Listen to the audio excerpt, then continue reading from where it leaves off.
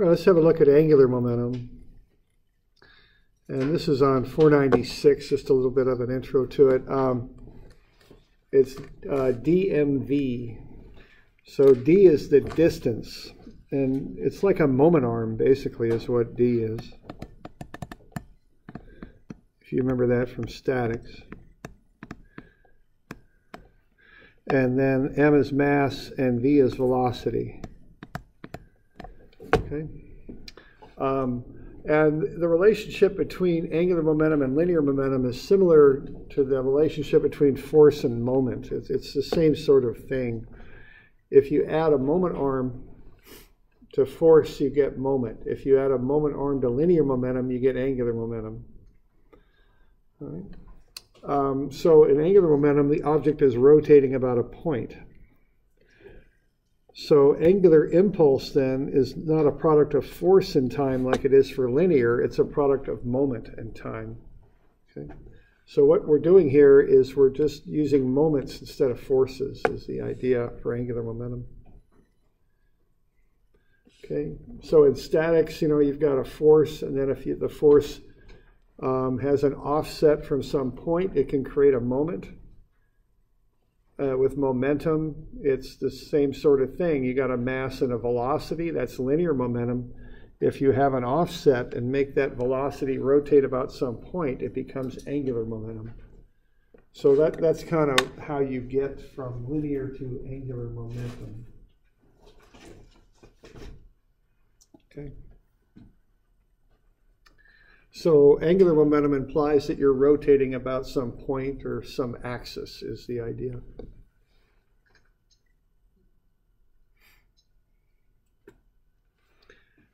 So I just think of adding these moment arm terms to the linear momentum equation, and then I get angular momentum out of it. That's how I think about it. All right. Okay, so there's linear momentum, mv1 plus f dt is mv2. For angular momentum, I just add those moment arms, okay? So that would be f times d here. And then fd is moment, is what it is, okay?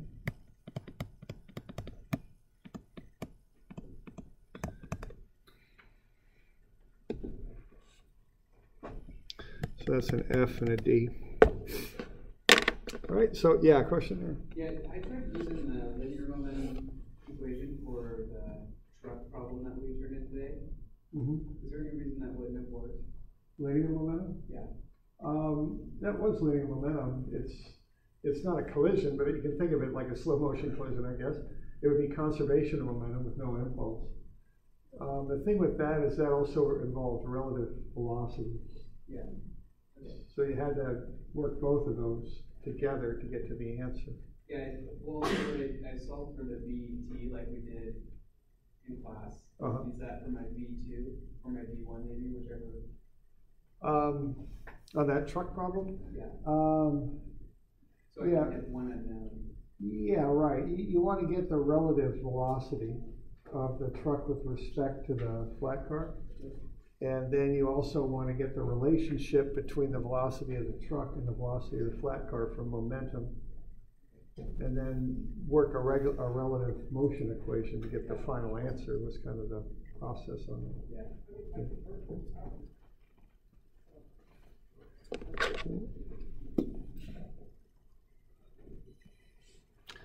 All right, so just a couple examples here that might illustrate this. Let's see.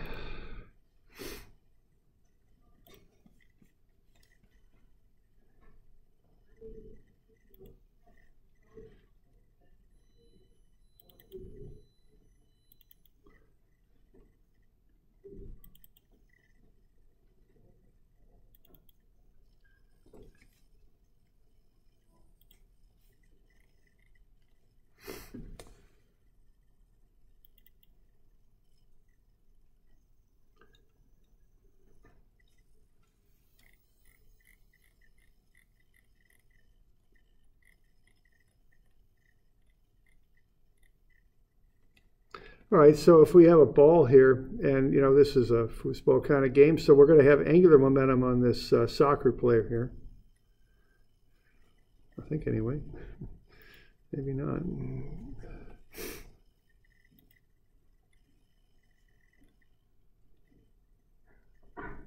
All right, so there's angular momentum, but once the soccer player hits the ball, what's happening there is the ball moves straight. So we've got kind of a transition there from angular momentum to linear.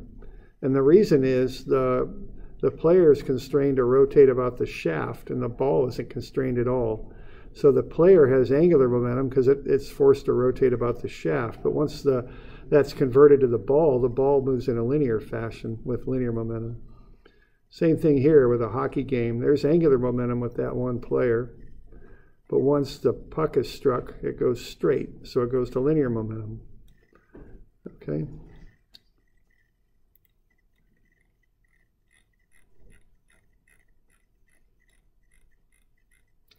Okay, here we're going the other way. So here we got a dog and a cat. We got the dog tied up to a tree.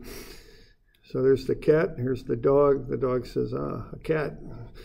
So the dog starts to chase the cat, right? In a straight line. But the dog forgets about the leash, right? So we have that straight line motion. There's a linear momentum. But as soon as that leash gets stretched out, the dog starts to move tangent to that line, and that turns into angular momentum. Okay, so there's just a few examples of the difference between the two. My goodness, I got all sorts of examples here. Here's just dropping a weight. It'll just fall straight down. That's linear momentum. Okay. MV, okay. But what happens if I tack the string to the wall? Okay, the thing will move down like that. But eventually that string will stretch out, and when that happens, the velocity will become tangent. So now you got mv, but now you're going to have a distance, and that'll become angular momentum now, okay? dmv. So just a few examples of this idea of what angular momentum is, okay? And once that occurs, of course, the thing starts to rotate about a point. All right. So let's have a look at a couple examples of this.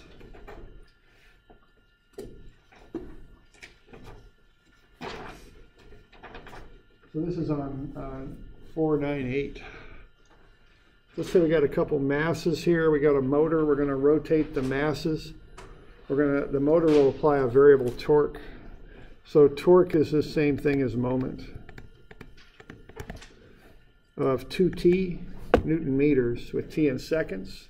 We're going to start this system from rest. Let's find the angular speed of the masses when t is 5 seconds. Going to have that bracket be very light, okay?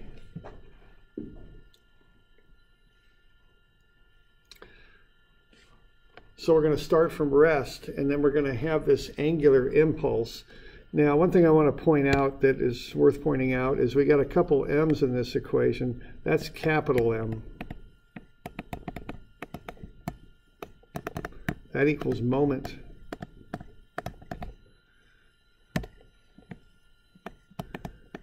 Lowercase m equals mass. Okay, so keep those straight on the equation, that they're different. Okay. The capital M is moment, the lowercase m is mass.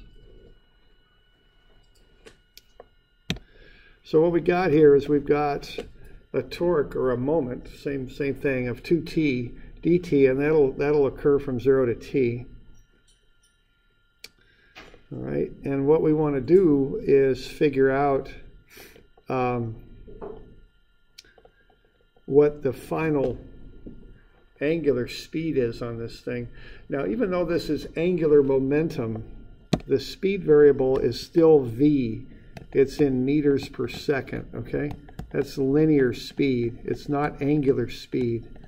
And that's a point that can be a little confusing for people sometimes. Okay, even though it's angular momentum, the velocity component of that is linear velocity, meters per second, okay? So what we got there is we've got that moment integrated over the time, and that's going to equal that offset distance from the center. That's our moment arm, is what that is, 0.7. We got 2 of them, so we got a factor of 2 in there. The mass is 8 kilograms, and the velocity is the unknown there. Okay. So we integrate that out, and the integral of t 2t is t squared, and that'll be evaluated from 0 to t, so that's going to be t squared, and then we just combine all these constants here, and it's 11.2 times v. So t squared is 11.2 v. Plug in t equals 5, because that's the time. And we'll get 25 is 11.2 v2, so v2 is 2.23. But again, that's meters per second is what that is. Because notice that's a v, it's not a theta dot, or it's not an omega like you use in physics. It's a v, linear speed. Okay.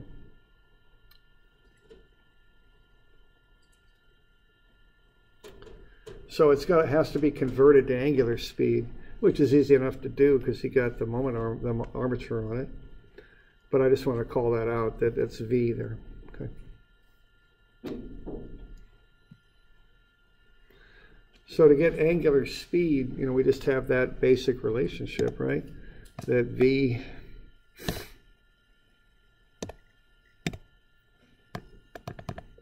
is r theta dot, is what it is. So we go ahead and run that at it, okay? So v is r theta dot, and we know what v is. It's, we just solve for it. It's 2.23 meters per second. We know the r, which is the same thing as the moment arm, same thing here. It's 0.7 meters. I want to stay in standard units there. I can solve for theta dot. It's 3.19 radians per second. Now, radians per second is one of those numbers, that we use, but I don't have a very good intuitive feel for it. RPM I got a feel for, but not radians per second. So we could convert that into RPM. Now, what RPM is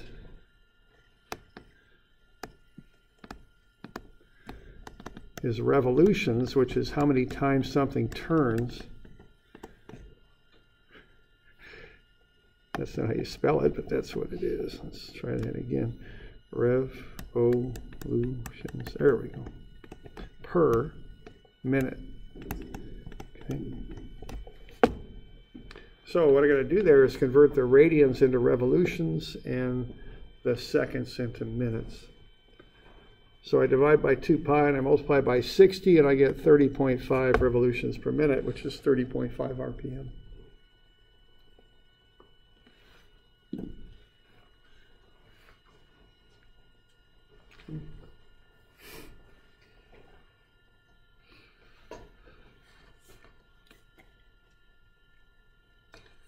So are we doing all right with that?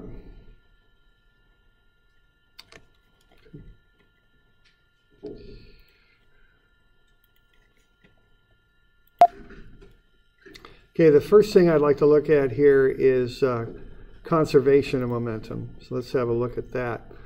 So if you don't apply any moment to your system, what you get is conservation of angular momentum, where dmv1 is dmv2. So d is the offset distance, m is the mass, and v is the velocity. So if angular impulse, which is the moment, is over times the time, is 0, you get conservation of angular momentum. And I've got a couple examples of this, and they're in YouTube. In Moodle, I've got links, so we can have a look at that. Let's see here. So for those of you online, we just looked at a couple of videos. They're linked in here. They're one demonstration from a physics class and another donation funnel, they call it. Okay, so just a couple examples of conservation of angular momentum where you see if that moment arm decreases, if d goes down, v, the velocity increases. That's what we're looking at there. So let's have a look at a numerical example of that stuff. All right, so we got donation cone here. This is on for 500. And this one's going to involve momentum plus a number of other things going on here. So let's say we shoot a coin into this cone here, and it initially moves at 2 meters per second. Let's find the speed of the coin when it's dropped 48 centimeters and it's down here. Okay. All right, so that's what we'd like to do. Now this is going to involve a few different analysis methods and different types of velocities, so we want to have a look at that. So what that coin's doing is kind of working its way, as it rotates, it works its way around the edge of the cone. And so we're going to have a look at that as that occurs. Okay. So let's analyze a couple of things here. Let's see. Let's just start with the geometry here. Let's find the radius when the coin is at position B. Okay, it's up on a triangle, but it's dropped a ways. Okay, so we can kind of chop through that cone, make it into a triangle. And this is 40 centimeters. And then we're going to come down here. Now this total distance is 1.2 meters. And we're going to come down 0.48 meters. So what that's going to leave is at 0.72, I think. So let's figure out what this distance is here, okay? And that's basically going to be a ratio based on similar triangles. So what we're going to have there is what? 0.4 meters is to 1.2 meters as that unknown radius there, call it RB, is to 0.72 meters. All right. And then we ought to be able to cross multiply and get that one figured out.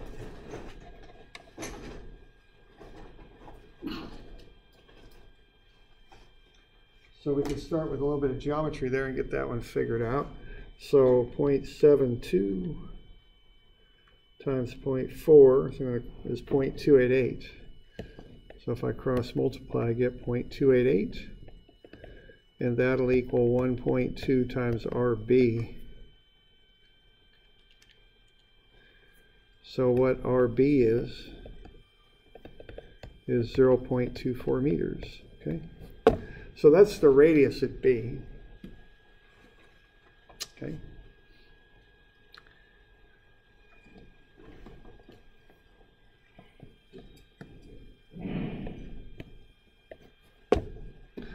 All right, let's see here. Now let's get a free body diagram going of that coin as it goes around. We have the weight going there. We're going to have Fn doing that. Now this thing is on a cone. It's rotating about that central axis of the cone. Okay, and that's O to O there. So do either of those forces cause a moment about OO?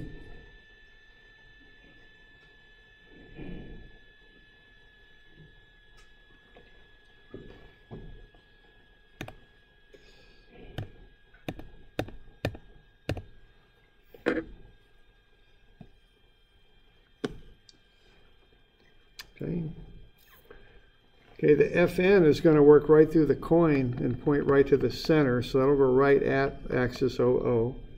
The weight is parallel to OO, so it's not going to cause a moment about it either, okay? So we're not getting any moments about OO.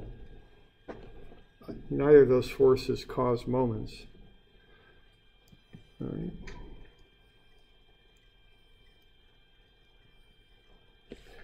So the answer to that is no. So we have angular momentum is conserved, okay?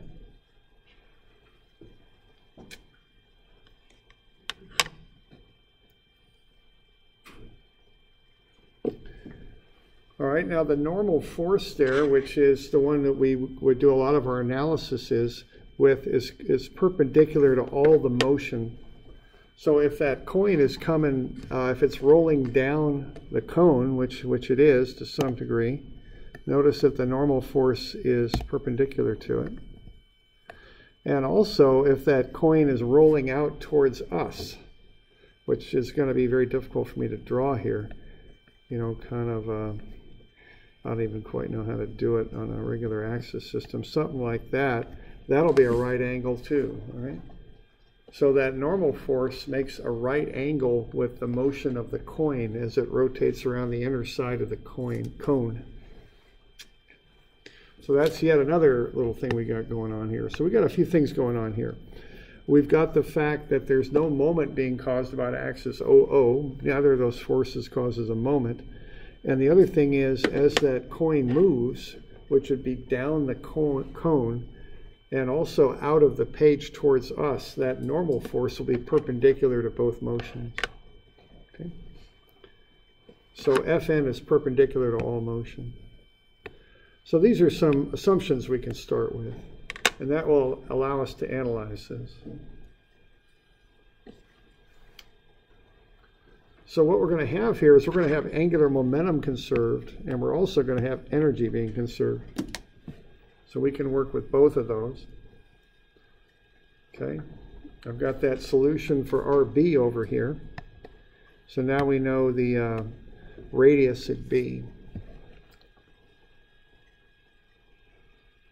So knowing all that, we can analyze this thing now, okay? So we got conservation of angular momentum, we got conservation of, and that's because there's no moment being caused by axis OO.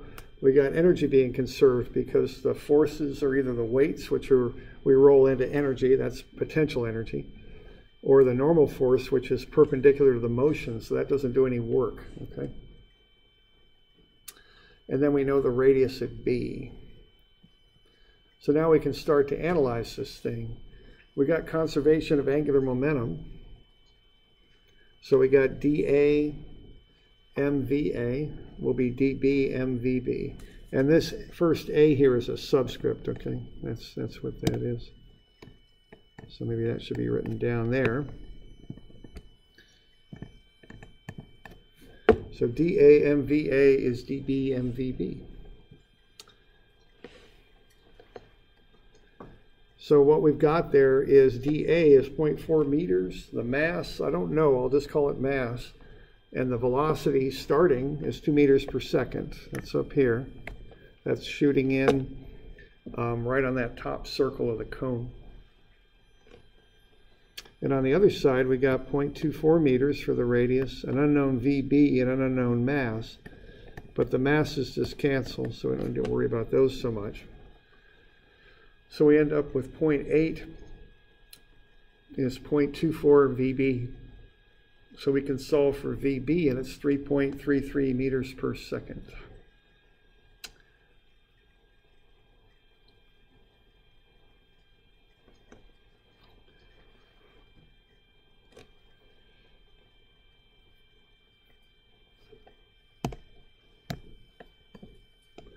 All right. Now, we got a few different kinds of velocity going on here. We've got what I call the dropping velocity, which is the rate at which the coin is moving down. Then we got what I call a transverse velocity too. And then we'd have the total velocity. So what do we got here when we calculate that 3.33? Think about the way we used to analyze it. Which one of those do we got? Do we got the transverse as it rotates around? Do we have the dropping velocity as it falls down in the cone? Or do we have the vector sum of the two, which would be the total? What do we got here, considering our analysis method? Cool. Let's see here.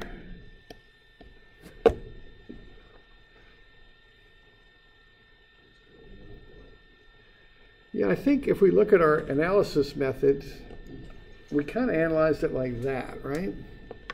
We analyzed it from the top. And the thing is coming in at 2 meters per second.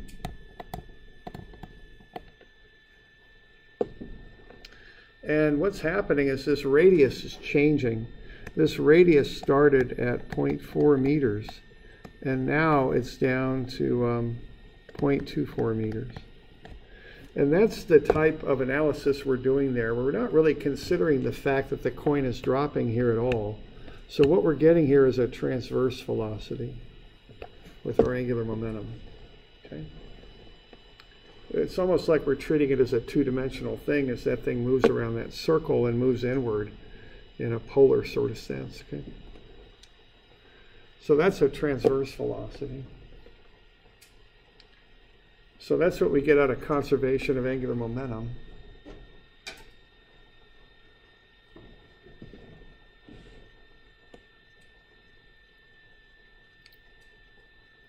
Okay.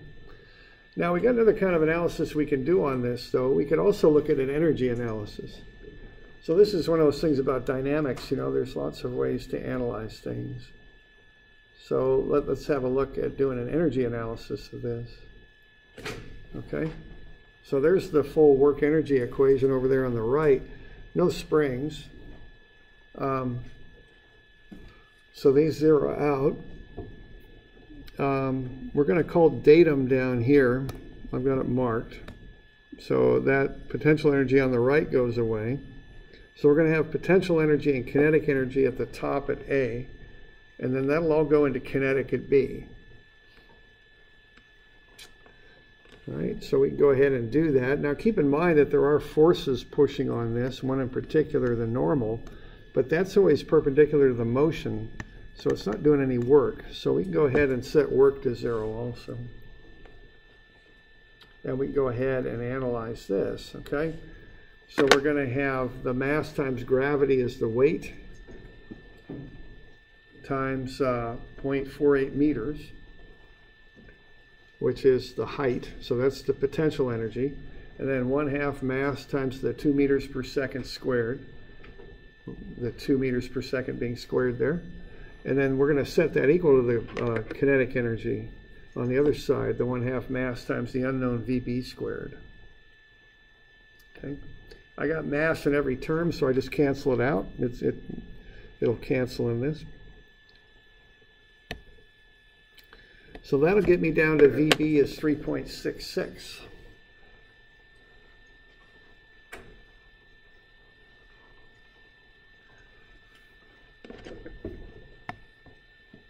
So what do I have with that?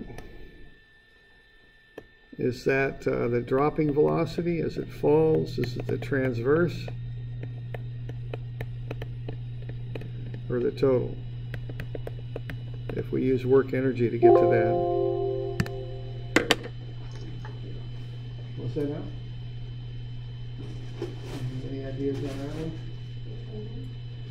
Yeah, that's it. Because see, what work energy gets you is a magnitude. It doesn't really deal with vectors. Okay, so when you use work energy, you're finding a magnitude of energy, and then you just convert that into velocity. That's going to be the total velocity. Is what that's going to be. All right. So that's the total. All right, so we ran two different analyses at it, and you have to consider the nature of these analyses. Okay, the conservation of angular momentum really didn't consider the fact the thing was dropping, so that got us the transverse. Energy is just a magnitude, so that got us the total. So if I want to know the rate at which it's dropping, that's the third component. I've got the total in one of the legs of that triangle. The dropping velocity would be the other. So I can just use theorem of Pythagoras there to work into the dropping velocity. It's 1.52. And it's hard to draw this in 2D. Okay. But we've developed a vector kind of relationship here.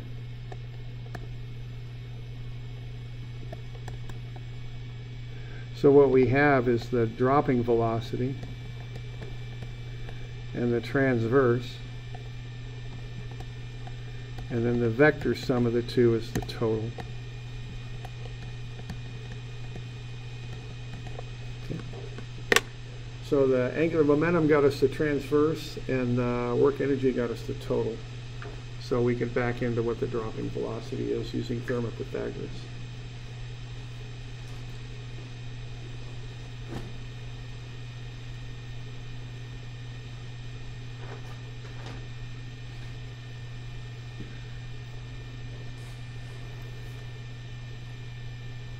All right, so that's a bit on momentum there. Are we all right with that?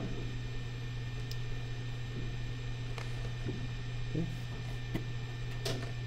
So this angular momentum it's common to use it a bit, but then combine it with other methods. So that's something you should be aware of on that.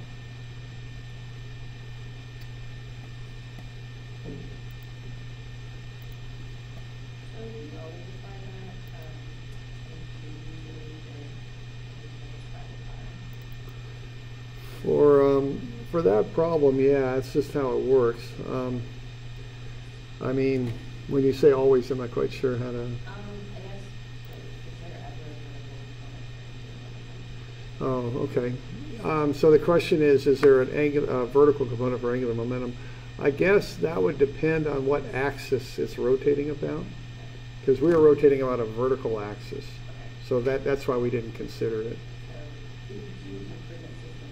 Yeah, there you go. Yeah, there you go. That's probably the best response to that. Yeah. All right.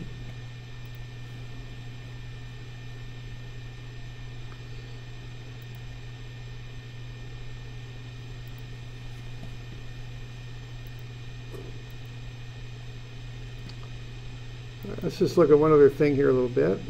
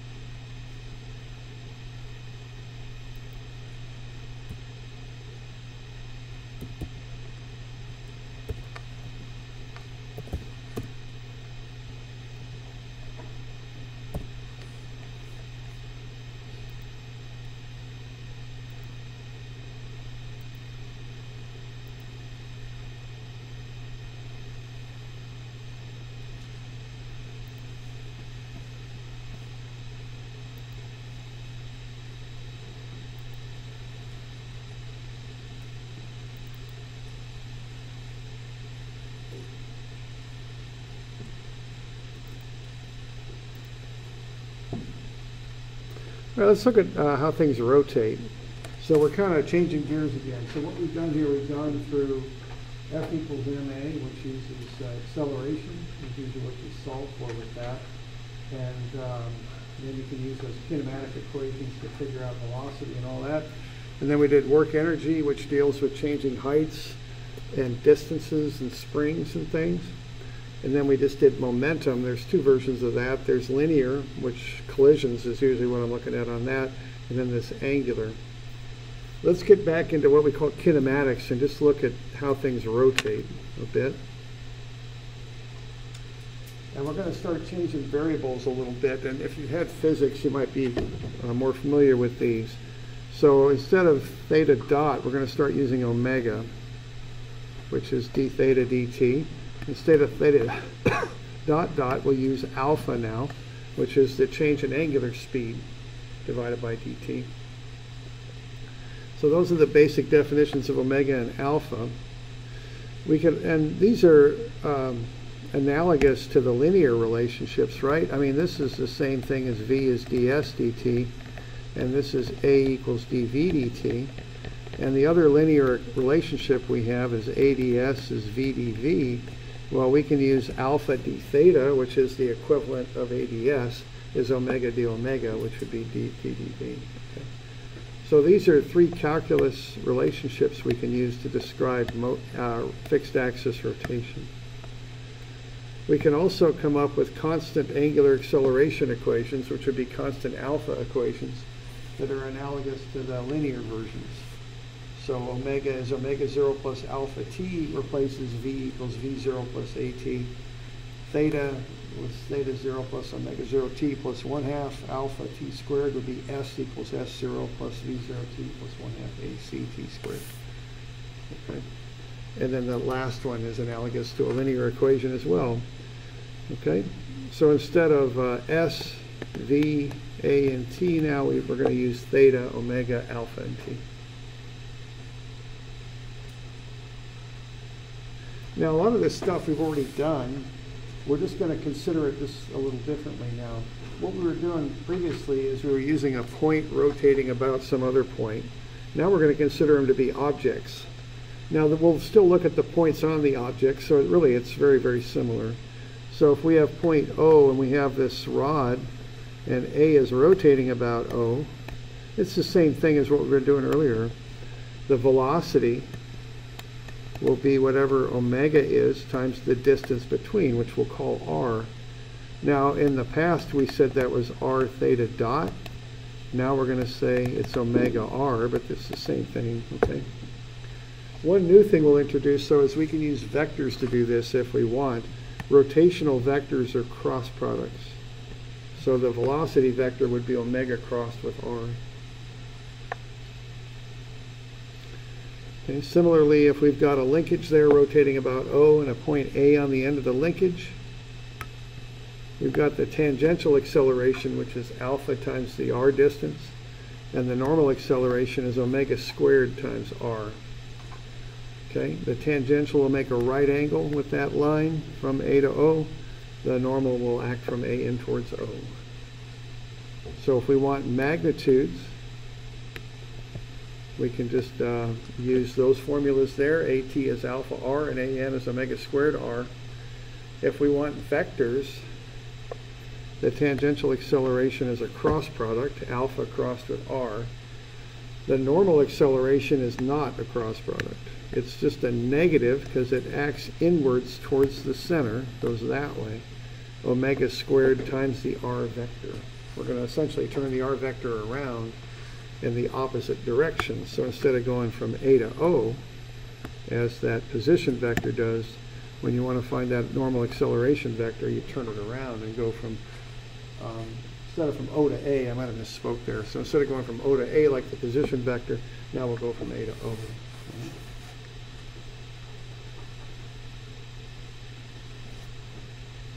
So we're going to start analyzing objects now, not just a point rotating about some axis in space, but we're going to start looking at objects and analyzing them using some of these approaches. Okay.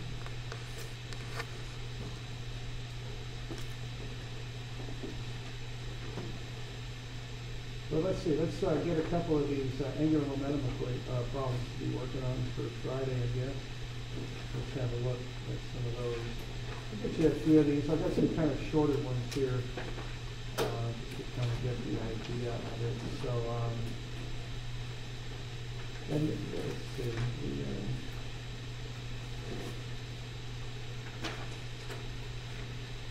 Okay, we'll start with 261, and that's on page 14. Sometimes people lose that one, but it's, so 261 is on page 14. And then we got 262, 3, and 4. And they're on page 15A, 15B, and 15C, I think. So they're all there. Whoa, hang on, that's 270, not that. 262, 3, and 4. Here we go. Oh, I can do it. Okay, I'm good on that. So that's 15B. Here we go, 15C. And is there such a thing as 15D? Yeah, sure enough. Okay, 15D. So here's where these different things are located in.